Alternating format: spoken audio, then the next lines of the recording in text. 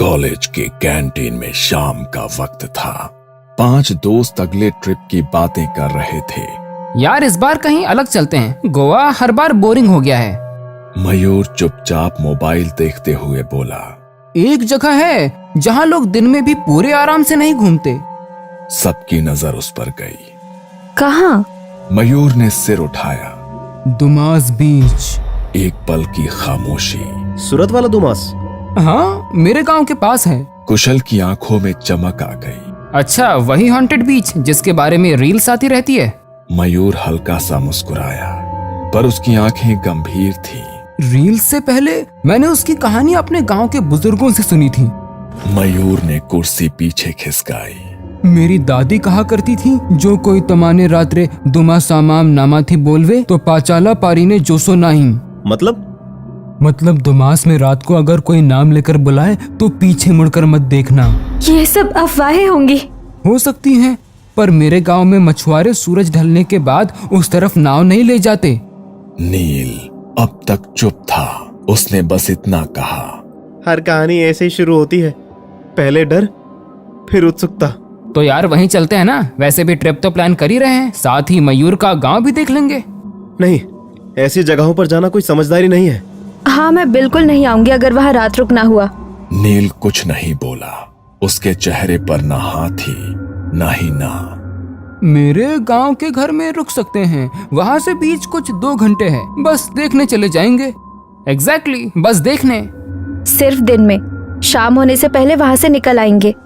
हाँ, कोई एडवेंचर नहीं। सबने हामी भरी। शुक्रवार सुबह की ट्रेन की सीटें, हंसी मजाक, चाय और फोन।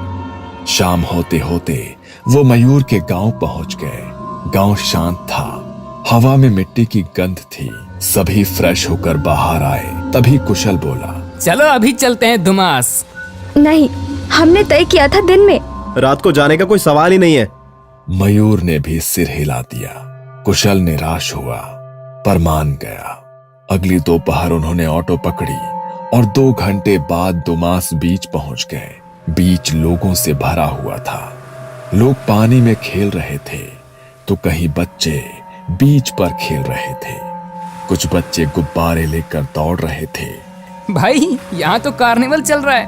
तभी रिया ने जमीन की तरफ देखा। रेत इतनी काली क्यों है? नील ने पैर से रेत उड़ाई। ये रेत इतनी लूज है जैसे नीचे गड्ढा हो। कुशल ने मयूर की तरफ देखा। भाई सच बता, बीच पर इतनी काली मिट्टी कैसे? मयूर ने समुद्र की तरफ देखा।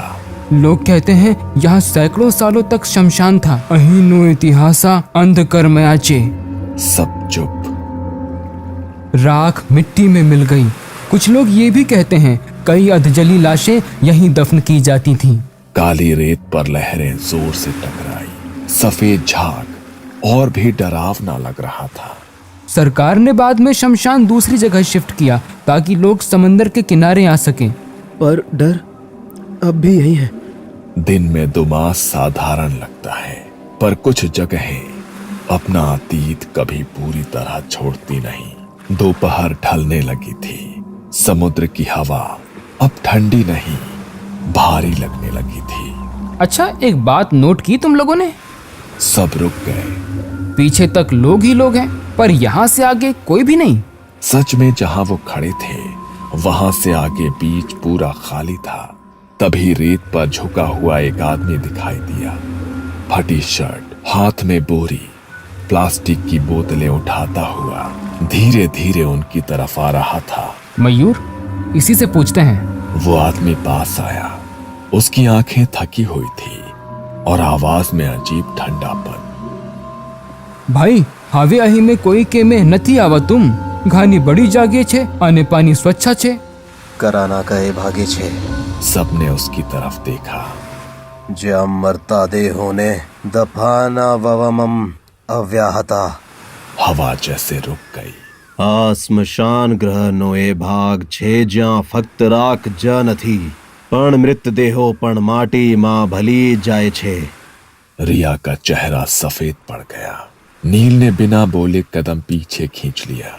आ रेती नीचे घणा लोको सुई रहा छे, तेथी ज लोको અહીં આવે છે।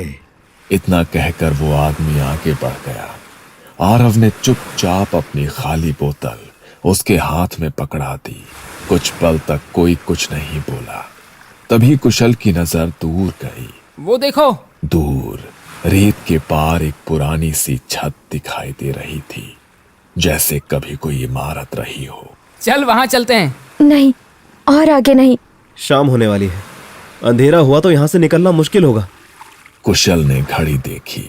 अरे अभी 4 ही तो बजे हैं, 1 घंटे में वापस आ जाएंगे। 6 से पहले बाहर निकल जाएंगे। और पीछे लोग भी दिख रहे हैं। रिया, मैं बचपन से इसके बारे में सुनता तो आया हूँ, लेकिन आज पहली बार आया हूँ। वो रुक कर बोला, प्लीज थोड़ी देर के लिए चलते हैं ना। हवा जोर से चली, लहरें ज्यादा तेज लगने लगी। जैसे जैसे वो आगे बढ़ते गए, पीछे का शोर धीरे धीरे गायब होता गया। रिया की चाल धीमी हो गई। मैं आगे नहीं आऊंगी। सब रुक गए। मुझे ठीक नहीं लग रहा। मैं पीछे जाकर तुम्हारा इंतजार करती हूँ। तुम लोग जाकर आओ। आरव ने उसकी तरफ देखा और बिना कुछ कहे उसके साथ रुक गया। मैं भी रिया के साथ वापस जा रहा हूँ। हम तुम लोगों का इंतजार करते हैं। नील, कुशल और मयूर तीनों आगे बढ़ गए। थोड़ी ही देर में वो उस जगह पहुंच गए। वो घर नहीं था, बस उसका ढांचा था। गिरी हुई दीवारें, टूटी छत, चारों तरफ मलबा। नील ने पीछे देखा। दूर दूर तक कोई इंसान नहीं, न बच्चे, न चाट वाले, न आवाजें। यार, पीछे पूरा बीच खाली दिख रहा है। कुशल हंस पड़ा। अरे डरपोक, अभी सूरज ढला भी नहीं है। मयूर ने पुरानी सी जंग लगी नेम प्लेट के पास खड़े होकर फोटो खींचना शुरू कर दिया। उस पर लिखा था, दुमास बीच, शमशान भूमि अधिकृत क्षेत्र। नील, अगर जाना है तो जा, हम आते हैं थोड़ी देर में। नील ने एक बार समुंदर की तरफ देखा। मैं रिया और आरव के पास जा रहा हूँ। तुम लोग भी जल्दी वापस आओ।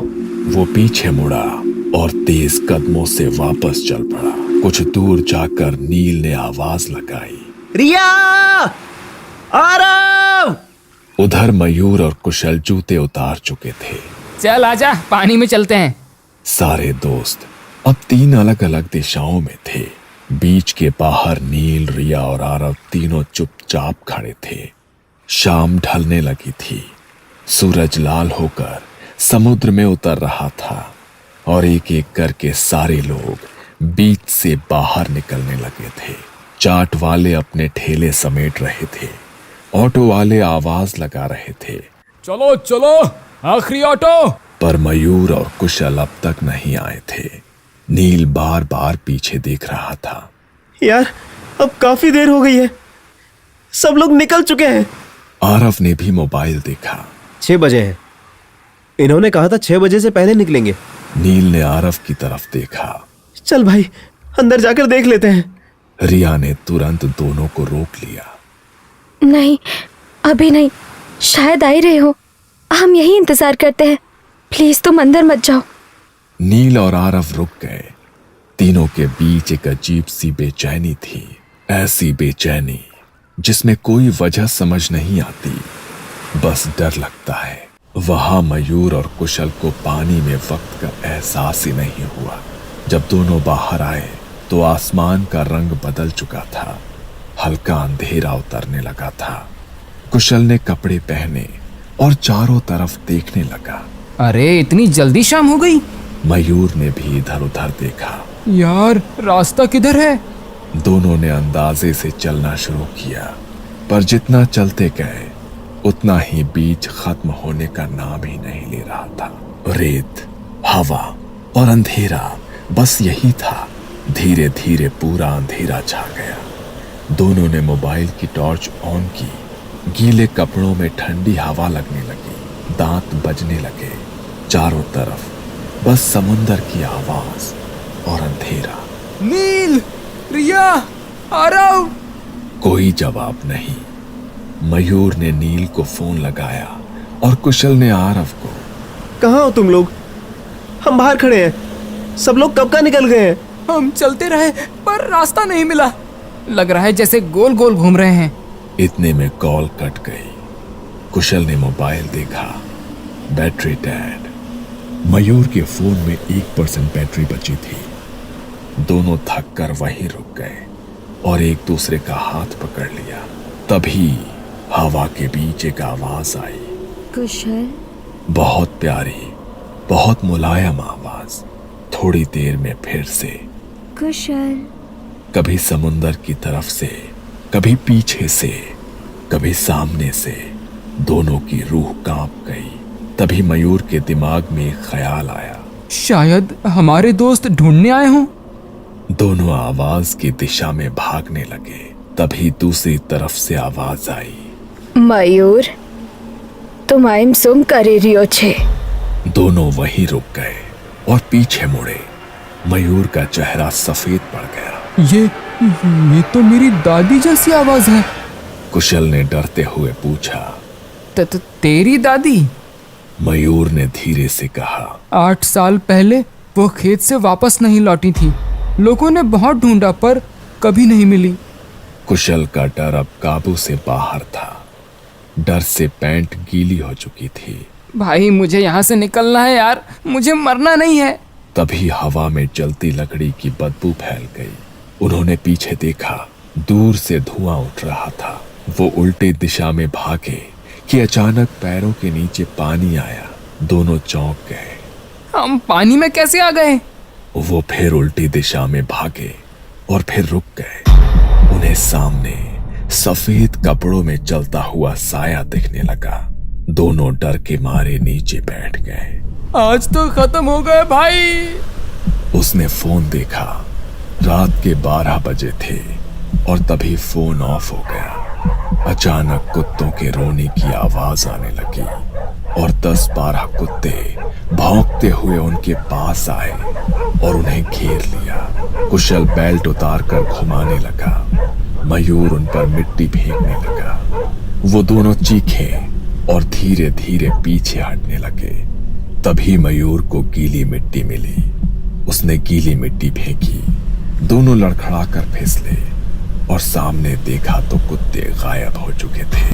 फिर वही लकड़ी जलने की बदबू आने लगी। दूर से कुछ लोगों की आवाज आने लगी, राम नाम सत्य है, राम नाम सत्य है।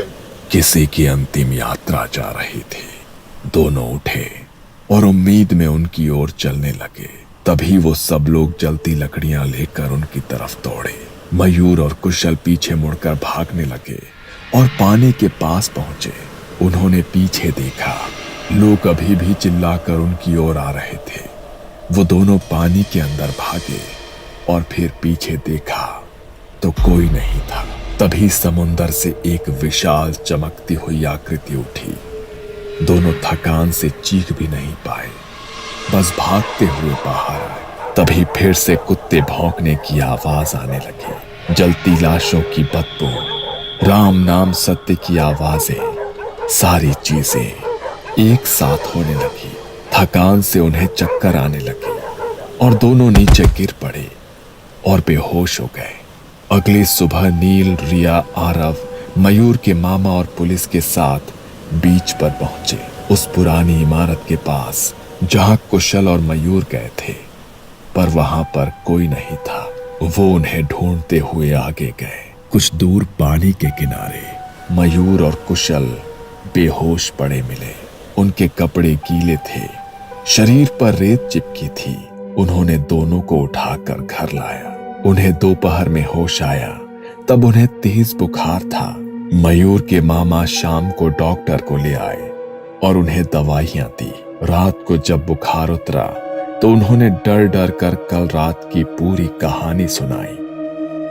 रात में अभी भी शमशान है। मयूर आज भी जलती लकड़ी की बदबू से नींद में चिल्ला उठता है।